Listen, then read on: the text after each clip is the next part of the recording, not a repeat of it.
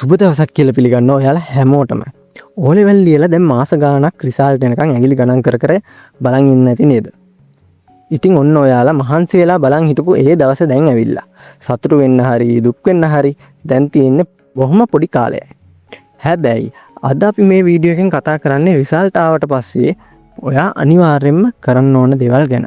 මොකද මේ තීරණ ටික ඔයාගේ මුළු අනාගතයම වෙනස් කරගන්න පුළුවන්. ගොඩක් අයට තියෙන ප්‍රශ්නයක් තමයි ප්‍රතිඵල ආවට පස්සේ මම දැන් මොකද කරන්නේ? මම අද විශේෂයෙන්ම කතා කරන්නේ ප්‍රධාන විෂයන් තුනක් ගැන. ඒ තමයි ඉංග්‍රීසි, ගණන් සහ සිංහල. මේ තුනට අනිවාර්යයෙන්ම ඔයා C සාමර්ථ්‍යයක් තියෙන්නම ඕන. ඔයාට මේවට C එකක් නැත්තම් දෙපාරක් හිතන්න එපා. අනිවාර්යයෙන්ම ආපහු ලියලා හරි ඒ C එක දාගන්නම ඕන. ඇයි මම මේක මෙච්චර බර කරලා කියන්නේ? ඉංග්‍රීසි වලට C එකක් ගන්න එකේ වැදගත්කම ඔයාට තේරෙන්නේ රැකියාවකට යන්න හැදුවමයි. අද කාලේ ඔයාට තියෙන තරංකාරී ලෝකෙත් එක්ක ලංකාවේ හරි පිට රටක හරි පිළිගත්ත කම්පැනි එක්ක රස්සාවකට යන්න නම් ඉංග්‍රීසි වලට අඩුම තරමේ C එකක්වත් තියෙන්න ඕනේ. නැත්තම් ඔයාගේ CV එක මුලින්ම රිජෙක්ට් වෙනවා. ඒ විතරක් නෙවෙයි රැකියාවේ ඉහළටම යන්නේ. ඒ කියන්නේ ප්‍රොමෝෂන් ගන්න ඔන්න ඔයාලගේ O level රිසල්ට් එක ගොඩක් බලපානවා. A level හෝ ඩිග්‍රී එකක් ඔයා ළඟ තිබ්බා.